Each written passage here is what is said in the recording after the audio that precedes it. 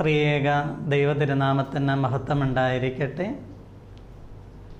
ഏറ്റവും സ്നേഹബഹുമാനമുള്ള Shalom TV പ്രേക്ഷകരെ, എല്ലാവർക്കും എന്നെന്നും ജീവിക്കുന്നവനായ യേശുനാഥൻ്റെ നിസ്തുല നാമത്തിൽ സ്നേഹവന്ദനം മുന്നമേ അറിയിക്കുന്നു. ഒരിക്കൽ കൂടെ ലോകൈക രക്ഷകനായ യേശു തമ്പുരാൻ്റെ തിരുജനന പെരുന്നാൾ ആഘോഷിക്കാനുള്ള സൗഭാഗ്യം നമുക്ക് കൈവരുകയാണല്ലോ. ഈ ക്രിസ്തുമസ് നമ്മുടെ ജീവിതത്തിന് ഒരുപാട് സന്തോഷവും ഒത്തിരിയേറെ നന്മകളും പ്രദാനം ചെയ്യാൻ കാരണമായി തീരട്ടെ എന്ന് പ്രാർത്ഥിക്കുന്നു. അതോടൊപ്പം സമാഗതമാകുന്ന നവവത്സരം നമ്മുടെ ജീവിതത്തിന് പുതിയ ദർശനങ്ങളും ഉൾക്കാഴ്ചകളുമൊക്കെ സ്വീകരിപ്പാനും കഴിഞ്ഞകാല ജീവിതത്തിൽ നിന്ന് കുറച്ചുകൂടി വ്യത്യസ്തമായി കുറേ കൂടി ശ്രേഷ്ഠകരമായ ഒരു ജീവിതം, അത് ദൈവത്തിനും മനുഷ്യനും പ്രീതികരമായ അവസ്ഥയിൽ ജീവിക്കാൻ ദൈവമേ സഹായിക്കണമേ എന്ന് പ്രാർത്ഥനാപൂർവം സമാഗതമാകുന്ന ക്രിസ്തുമസിനെയും നവവത്സരത്തെയും നന്ദിപൂർവ്വം സ്വീകരിക്കാൻ നമുക്കിടയാകട്ടെ എന്ന് ആമുഖമായി ഓർമ്മപ്പെടുത്തി ഒരു വേദഭാഗം വായിച്ച് ചുരുക്കം ചില ചിന്തകളിലൂടെ നമുക്ക് കടന്നു പോകാം. അറിയിപ്പുകാരനായ ലൂക്കോസ് എഴുതിയ സുവിശേഷം 2-ാം അധ്യായം 10-ാമത്തെ തിരുവചനം. ദൂതൻ അവരോട്, ഭയപ്പെടേണ്ട, സർവജനത്തിനും ഉണ്ടാവാനുള്ളൊരു മഹാസന്തോഷം ഞാൻ നിങ്ങളോട് സുവിശേഷിക്കുന്നു. കർത്താവായ ക്രിസ്തു എന്ന രക്ഷിതാവ് ഇന്ന് ദാവീദിൻ്റെ പട്ടണത്തിൽ നിങ്ങൾക്കായി ജനിച്ചിരിക്കും. ലൂക്കോസിൻ്റെ സുവിശേഷം 2-ാം അധ്യായം 10-11 തിരുവചനങ്ങൾ. യേശുക്രിസ്തുവിൻ്റെ ജനനം അത് സർവലോകത്തിനുമുള്ള സന്തോഷത്തിൻ്റെ സദ്വാർത്തയാണ് വിളിച്ചറിയിക്കുന്നത്. നമ്മുടെ ജീവിതത്തിൽ ഏറ്റവും അധികം നമ്മളൊക്കെ ആഗ്രഹിക്കുന്നത് എപ്പോഴും സന്തോഷത്തോടെ ഇരിക്കണം എന്ന് തന്നെയല്ലേ? എന്നിട്ടും എന്തേ എപ്പോഴും സന്തോഷത്തോടെ ഇരിക്കാൻ സാധിക്കുന്നില്ല എന്ന് മാത്രമല്ല, ഭൂരിപക്ഷ സമയങ്ങളും സങ്കടപ്പെട്ട് വാടിയ മുഖവുമായി വല്ലാതെ ദുഃഖത്തോടെ നമ്മളായിരിക്കുന്നത്. അനുഗ്രഹിക്കപ്പെട്ടവരെ, ഒന്നാലോചിച്ചാൽ എന്നെയും നിങ്ങളെയും ഒക്കെ സ്വർഗത്തിലെ ദൈവം എത്രമാത്രം സമ്പന്നരായിട്ടാണ് സൃഷ്ടിച്ചിരിക്കുന്നത് അല്ലേ? സമ്പത്ത് ഉണ്ട്, സമ്പന്നരാണ് എന്ന് ഞാൻ പറഞ്ഞതിൻ്റെ അർത്ഥം നമ്മുടെ ആരുടെയും ജീവിതത്തിൻ്റെ ആസ്തികളുടെ കണക്കൊന്നുമല്ല. ബാങ്ക് ബാലൻസിൻ്റെ അളവോ ഏക്കർ കണക്കിന് സ്ഥലത്തിൻ്റെ അളവോ വലിയ അക്കത്തിലുള്ള ശമ്പളത്തിൻ്റെ കണക്കോ ഒന്നുമല്ല. സന്തോഷിക്കാൻ മാത്രം സമ്പത്തില്ലാത്തവരാണോ നമ്മൾ? സർവലോകത്തിനുമുള്ള ഒരു മഹാസന്തോഷത്തിൻ്റെ സദ്വാർത്ത, അതാണ് ക്രിസ്തുമസ് നമുക്ക് നൽകുന്നു. വൈലോപ്പിള്ളി ശ്രീധരമേനോൻ്റെ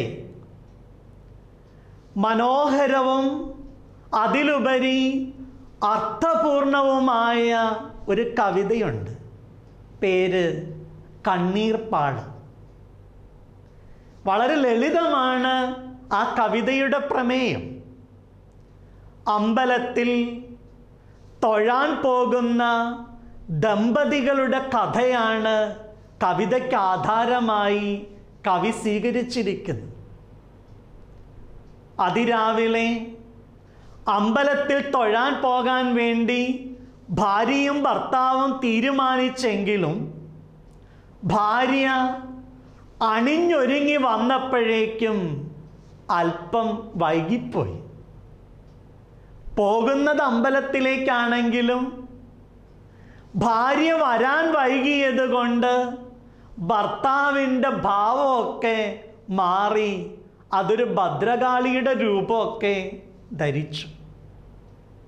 പല സ്ത്രീകൾക്കും അറിയാം, എവിടെയെങ്കിലും പോകാൻ വേണ്ടി ഒന്ന് ഇറങ്ങുമ്പോഴേക്കും ഇത്തിരി നേരം വൈകിക്കഴിഞ്ഞാൽ പിന്നെ ആ യാത്രയുടെ സുഖവും സന്തോഷവും ഒക്കെ നഷ്ടപ്പെടാറുണ്ട്. ഇവിടെ കൂനിന്മേൽ കുരു എന്ന വണ്ണം മറ്റൊരു കാര്യം കൂടെ സംഭവിച്ചു.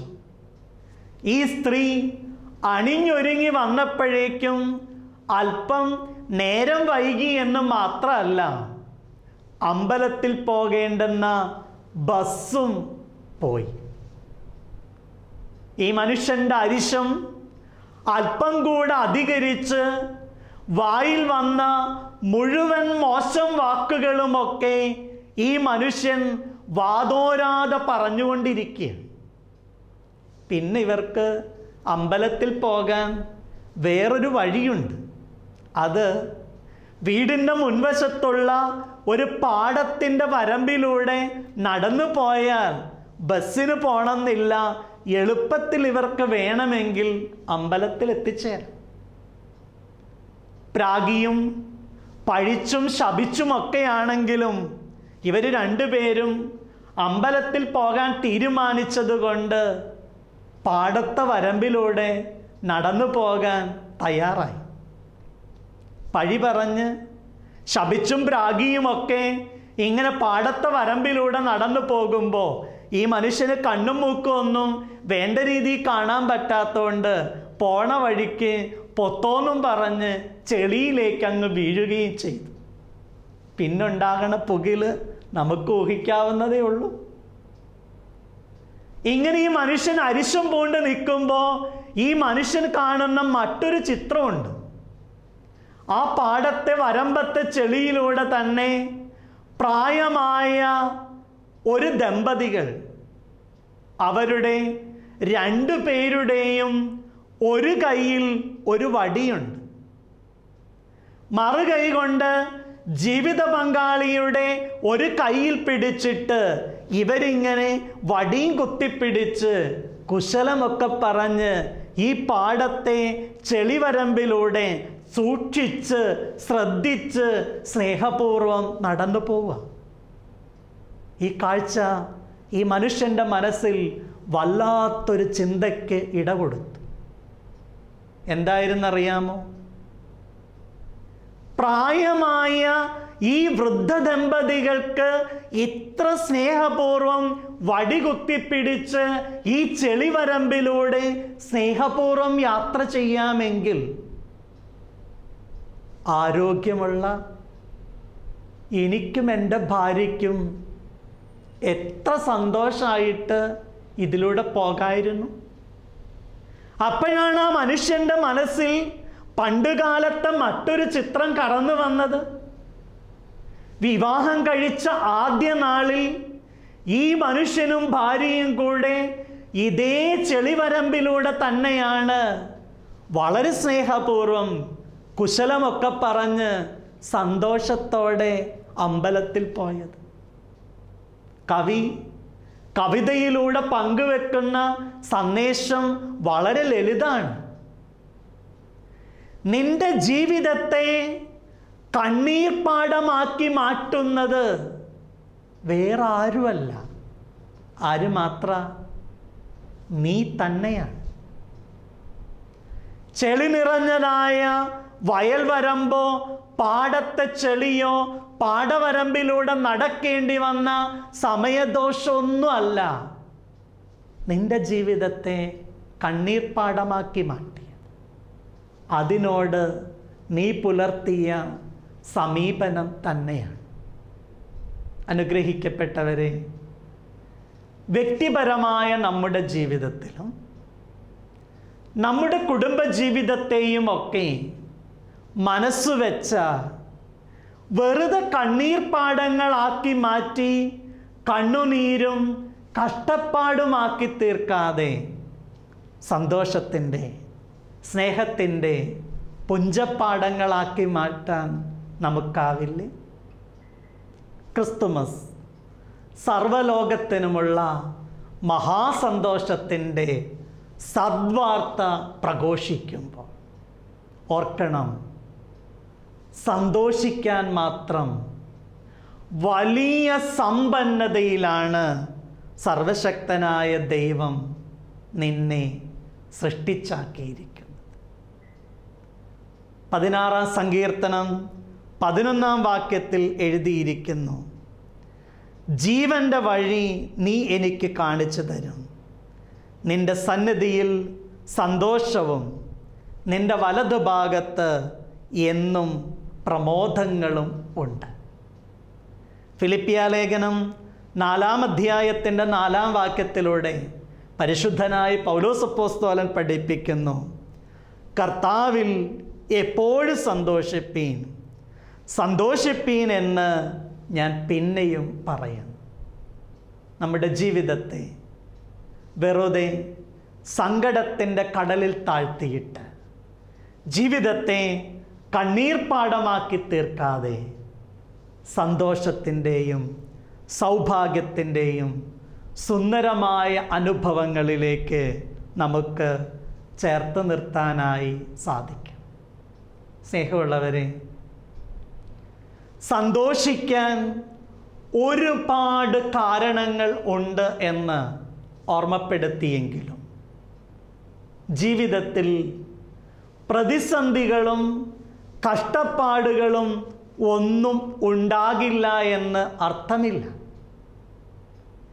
കന്യകമറിയം അമ്മ ദൈവകുമാരൻ്റെ മാതാവെന്ന പേരിൽ ഇന്ന് ലോകം മുഴുവൻ മാനിക്കപ്പെടുകയും അംഗീകരിക്കപ്പെടുകയും ആദരിക്കപ്പെടുകയും ഒക്കെ ചെയ്യുമ്പോൾ പിറന്നു വീണ നാൾ മുതൽ ഒരു രാജകീയ സിംഹാസനത്തിൽ കയറ്റിയിരുത്തി ആഘോഷപൂർവം ജീവിച്ചു തീർത്തൊരു ജീവിതമൊന്നും ആയിരുന്നില്ല അമ്മയുടേത്. ഒരുപാട് കഷ്ടതകളുടെ, ഒത്തിരിയേറെ പ്രതിസന്ധികളുടെ നടുവിലൂടെ അമ്മ കടന്നു പോയപ്പോഴും സന്തോഷിക്കാൻ എൻ്റെ ജീവിതത്തിൽ ഒത്തിരിയേറെ കാരണങ്ങളുണ്ടെന്ന് കണ്ടെത്തിയവളായിരുന്നു മാതാവ്.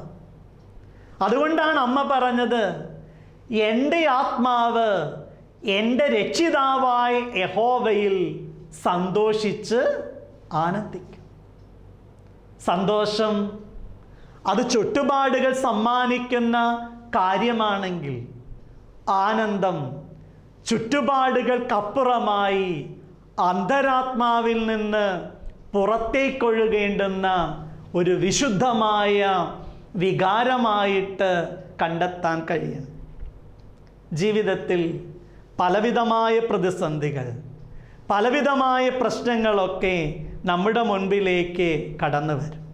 എന്നാൽ പ്രതിസന്ധികളെ അതിജീവിക്കാൻ ആവുക എന്നതാണ് ഏറ്റവും കരണീയം.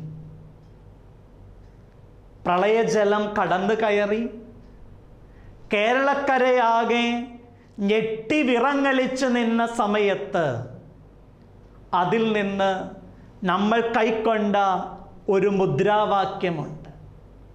ഒരു നവകേരള നിർമ്മിതിക്ക് വേണ്ടി കഷ്ടതകളെ അതിജീവിക്കാനുള്ള ഒരു തൻ്റെ ഇടം നമ്മൾ സ്വായത്തമാക്കും. ഈ ക്രിസ്തുമസ് സന്തോഷത്തിൻ്റെ സദ്വാർത്ത സമ്മാനിക്കുമ്പോൾ പ്രകൃതിക്ഷോഭങ്ങളും ജീവിതത്തിൻ്റെ പ്രതിസന്ധികളെയും ഒക്കെ അതിജീവിക്കാനുള്ള ഒരു അതിജീവനത്തിൻ്റെ സുന്ദരമായ സുവിശേഷം കൂടെയാണ് നമ്മുടെ മുമ്പിൽ പങ്കുവെക്കുന്നത്. എൻ്റെ ജീവിതത്തിൽ എന്നെ വളരെ സ്പർശിച്ചതായ ഒരനുഭവമുണ്ട്.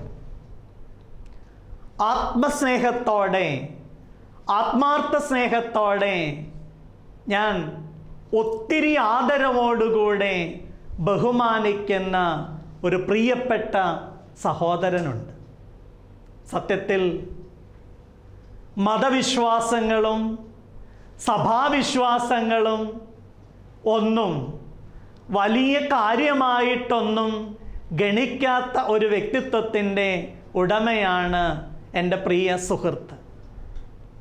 പക്ഷെങ്കിൽ സ്ഥിരമായി ഈ കാര്യങ്ങളിലൊക്കെ താല്പര്യത്തോടെ നിൽക്കുന്നവരേക്കാൾ എൻ്റെ മനസ്സിൽ ഏറെ സ്ഥാനവും ഞാൻ ഒരുപാട് ബഹുമാനിക്കുകയും ചെയ്യുന്ന ഈ പ്രിയ സ്നേഹിതനെ പോലെ സാത്വികനായൊരു മനുഷ്യനെ വ്യക്തിപരമായ എൻ്റെ ജീവിതത്തിൽ അടുത്ത് പരിചയമില്ല. ആ നാട്ടുകാർക്കൊക്കെ ഒരുപാട് നല്ല മനുഷ്യൻ, ഒത്തിരിയേറെ നന്മകളൊക്കെ ചെയ്യുന്ന മനുഷ്യനാണ്. ഒരിക്കൽ ഈ മനുഷ്യൻ ഒരപകടത്തിൽപ്പെട്ട് തൻ്റെ ശരീരത്തിൻ്റെ നട്ടെല്ലിന് ക്ഷതമേറ്റ് ഹോസ്പിറ്റലിൽ കിടക്കുമ്പോൾ വരുന്നവരൊക്കെ ആശ്വാസത്തിൻ്റെ വാക്കുകളൊക്കെ പറഞ്ഞ് ഈ മനുഷ്യന് സാന്ത്വനം പകർന്നു കൊടുക്കുന്ന സമയത്ത് ചികിത്സിക്കാൻ കടന്നു വന്ന ഡോക്ടർ ഏത് മാനസികാവസ്ഥയിലാണെന്നറിയില്ല, ഒരിക്കൽ പോലും ഒരു ഡോക്ടറുടെ വായിൽ നിന്ന് വരാൻ പാടില്ലാത്തതായ ചില കഠിനമായ വാക്കുകൾ ഈ എൻ്റെ ആത്മസുഹൃത്തിനോട് പറയുന്നത് കേട്ടു നിൽക്കേണ്ടി വന്ന സാഹചര്യം. ഡോക്ടർ ഇങ്ങനെയാണ് പറഞ്ഞത്: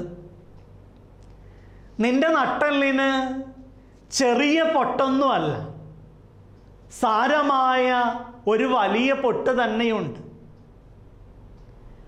6 മാസം ഉറപ്പായിട്ടും നീ ഈ കിടപ്പ് തന്നെ കിടക്കേണ്ടി വരും. ഒരിക്കലും നിനക്കെഴുന്നേറ്റ് നടക്കാൻ പറ്റുമെന്ന് എനിക്ക് തോന്നണില്ല. നാളെ നിനക്ക് ഒരു ഓപ്പറേഷനുണ്ട്. മനസ്സുകൊണ്ട് നീ ആ ഓപ്പറേഷന് വേണ്ടി ഒരുങ്ങണം.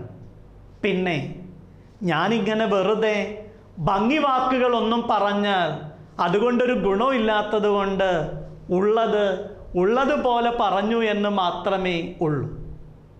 കേട്ടു നിന്നവർക്കൊക്കെ വല്ലാത്തൊരു വേദന തോന്നിയ വാക്കുകളായിരുന്നു. ഈ മനുഷ്യനെ ഒരു പ്രകാരത്തിൽ ആശ്വസിപ്പിച്ച് എല്ലാവരും കൊണ്ടുവരുമ്പോൾ കൂടത്തിനടിക്കുന്നത് പോലെ ഈ ഡോക്ടറുടെ വായിൽ നിന്ന് വന്ന വാക്കുകളൊക്കെ എല്ലാവരിലും വല്ലാത്ത നൊമ്പരമുണ്ടായി. ഡോക്ടർ അങ്ങ് മാറിയപ്പോഴേക്കും ഞാൻ ഈ എൻ്റെ സുഹൃത്തിൻ്റെ കയ്യിൽ പെട്ടെന്ന് കയറി പിടിച്ചു. അങ്ങോട്ടൊന്നും പറയുന്നതിന് മുമ്പ് ആ മനുഷ്യൻ ചങ്കുറപ്പോടെ പറഞ്ഞൊരു വാക്ക് എന്നെ വല്ലാതെ അത്ഭുതപ്പെടുത്തി. അദ്ദേഹം ഇങ്ങനെയാ പറഞ്ഞത്: അച്ഛാ, ഞാൻ എഴുന്നേറ്റ് നടക്കേണ്ടുന്നത് അവൻ്റെ ആവശ്യമല്ല, എൻ്റെ ആവശ്യമാണ്. അതുകൊണ്ട് ഞാൻ എഴുന്നേൽക്കും.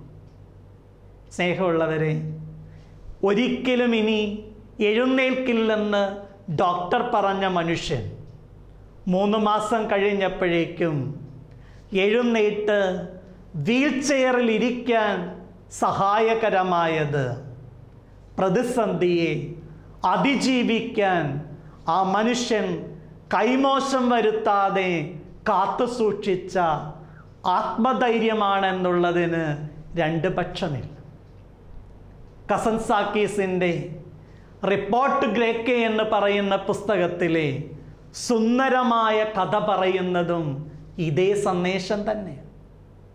കാലം തെറ്റി വന്ന ഒരു കനത്ത മഴയിൽ ആ നാട്ടിലെ ആളുകളുടെ ജീവിതത്തിൻ്റെ മുഴുവൻ വരുമാന മാർഗമായ മുന്തിരിങ്ങ ഉണങ്ങാനിട്ടത് മുഴുവൻ കാലം തെറ്റി പെയ്ത കാലവർഷം കടലിലേക്ക് എടുത്തുകൊണ്ട് പോയി. എല്ലാം നഷ്ടപ്പെട്ടതിൻ്റെ നൊമ്പരത്തിൽ കണ്ണ് കലങ്ങി കരഞ്ഞുകൊണ്ട് ആ വീട്ടിലെ ഇളയ മകൻ മാറത്തടിച്ച് നിലവിളിച്ചുകൊണ്ട് വീട്ടിലേക്ക് കയറി വന്ന് അവൻ്റെ പിതാവിനോട് പറയുന്നൊരു വാക്കുണ്ട്, അപ്പാ, എല്ലാം പോയി, ഇനി പോകാനായിട്ട് ഒന്നും ഇല്ല. നൊമ്പരത്തോടെ മാറത്തടിച്ച് നിലവിളിച്ചു മകൻ വന്ന് പറയുന്ന ഈ വാക്ക് കേട്ടപ്പോൾ ആ അപ്പൻ പറഞ്ഞൊരു വാക്ക് ശ്രദ്ധേയമാണ്. അപ്പൻ പറയാണ്, ഒന്നും മിണ്ടാതിരിയടാ പോഴ.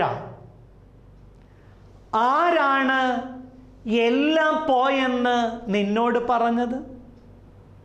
ഞാനും നീയൊക്കെ ഇവിടെ നിൽപ്പില്ലേ? ആ മകൻ്റെ മനസ്സിന് പുതിയൊരു വെളിച്ചായിരുന്നു. മകൻ പറഞ്ഞത് സത്യമാണ്. ഒരു വർഷത്തെ മുഴുവൻ അധ്വാനവും ഒരു നിമിഷം കൊണ്ട് കാലം തെറ്റി പെയ്ത കാലവർഷം അപ്പാടെ എടുത്ത് കടലിൽ കൊണ്ടുപോയി കളഞ്ഞു. പക്ഷേ പിതാവിൻ്റെ കാഴ്ചപ്പാട് മറ്റൊന്നായിരുന്നു. ഒരു വർഷത്തെ നിന്റെ അധ്വാനം മാത്രമേ നിനക്ക് നഷ്ടപ്പെട്ടിട്ടുള്ളൂ. അധ്വാനിക്കാനുള്ള നിന്റെ ശേഷി അതിപ്പോഴും ഇവിടെ തന്നെ അവശേഷിക്കുന്നു. പ്രതിസന്ധികൾ കടന്നു വരുമ്പോൾ, പ്രയാസങ്ങൾ കടന്നു വരുമ്പോൾ ആദ്യം പറഞ്ഞ വാക്ക് ഒരിക്കൽ കൂടെ ഓർമ്മിക്കുന്നത് നല്ലതാണ്. സന്തോഷിക്കാൻ മാത്രം എത്രയധികം സമ്പന്നരായിട്ടാണ് സർവശക്തൻ നമ്മെ ഓരോരുത്തരെയും സൃഷ്ടിച്ചാക്കിയിരിക്കുന്നത്. സ്നേഹമുള്ളവരെ, ഈ ക്രിസ്തുമസ് സർവലോകത്തിനുമുള്ള മഹാസന്തോഷത്തിൻ്റെ സദ്വാർത്ത നമുക്ക് സമ്മാനിക്കുമ്പോൾ രണ്ട് ചിന്തകളിലൂടെയാണ് നമ്മൾ കടന്നു പോയത്. ഒന്ന്, ജീവിതത്തെ സന്തോഷത്തിൻ്റെ പുഞ്ചപ്പാടമാക്കി മാറ്റാനും കണ്ണുനീരിൻ്റെ കഷ്ടതയുടെ കണ്ണീർപ്പാടമാക്കി മാറ്റാനും നമ്മളെ കൊണ്ട് സാധിക്കും. രണ്ടിനുമുള്ള സാധ്യതകൾ നമ്മുടെ മുമ്പിൽ ഉണ്ട്. പ്രതിസന്ധികൾ, പ്രയാസങ്ങൾ, കഷ്ടപ്പാടുകളൊക്കെ കടന്നു വരും. യേശു പറഞ്ഞു, നിങ്ങൾക്ക് ഭൂമിയിൽ കഷ്ടമുണ്ട്, എന്നാൽ ഞാനോ ലോകത്തെ ജയിച്ചിരിക്കും. കഷ്ടത നിറഞ്ഞ ഒരു ലോകത്തിൽ ആ ലോകത്തെ ജയിച്ച ഒരു കർത്താവിൻ്റെ കരം നമുക്ക് മുറുകെ പിടിക്കാനുണ്ട് എന്നുള്ളതാണ് നമ്മുടെ ജീവിതത്തെ സന്തോഷത്തിലേക്ക് വഴി നടത്തേണ്ടത്. ഡോക്ടറുടെ വാക്ക് കേട്ട് തൻ്റെ ആത്മവീര്യം ചോർന്നു പോകാതെ മുറുകെ പിടിക്കാൻ മനസ്സ് കാണിച്ച ഒരു മനുഷ്യനെ മനസ്സുകൊണ്ട് തന്നെ കാലുതൊട്ട് വന്ദിക്കാൻ തോന്നിയിട്ടു. പലരും നിന്നെ തകർക്കാൻ ശ്രമിക്കുമ്പോഴും തളർന്നു പോകാതെ തമ്പുരാനിൽ മാത്രം ആശ്രയിച്ച് ജീവിതത്തെ മുന്നോട്ട് കൊണ്ടുപോകാൻ, അതുവഴി സർവലോകത്തിനുമുള്ള സന്തോഷത്തിൻ്റെ സദ്വാർത്ത അത് ജീവിതത്തിൽ സ്വയം അനുഭവിക്കാനും ഒപ്പം മറ്റുള്ളവർക്ക് ഒരു സന്തോഷമായി തീരുവാനും തക്കവണ്ണം ഈ ക്രിസ്തുമസ് നമ്മെ ഓരോരുത്തരെയും സഹായിക്കട്ടെ എന്ന് സ്നേഹപൂർവ്വം ഓർമ്മപ്പെടുത്തി ഒരിക്കൽ കൂടെ സന്തോഷത്തിൻ്റെയും സമാധാനത്തിൻ്റെയും ക്രിസ്മസ് ആശംസകൾ നേർന്നുകൊണ്ട് വരുന്ന പുതുവത്സരം നമുക്ക് ഒരുപാട് ദൈവാനുഗ്രഹത്തിൻ്റെ വർഷമായി തീരട്ടെ എന്ന് പ്രാർത്ഥിച്ച് വാക്കുകൾ നിർത്തുന്നു. ദൈവതിരുനാമം മാത്രം മഹത്വപ്പെടട്ടെ.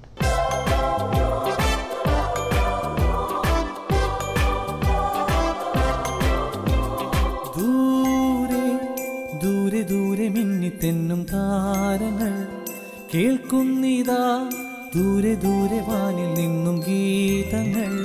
മഞ്ഞണിയുന്ന ഈ സുദിനം രക്ഷകൻ പിറന്ന ദിനം, മഞ്ഞണിയുന്ന ഈ സുദിനം, മാനവരക്ഷകൻ പിറന്ന ദിനം. ഒന്നായി ഒന്നായി ചേർന്നിടാം, ആമോദത്തോടൊന്നായി പാടിടാം. ഒന്നായി ഒന്നായി ചേർന്നിടാം, ആമോദത്തോടൊന്നായി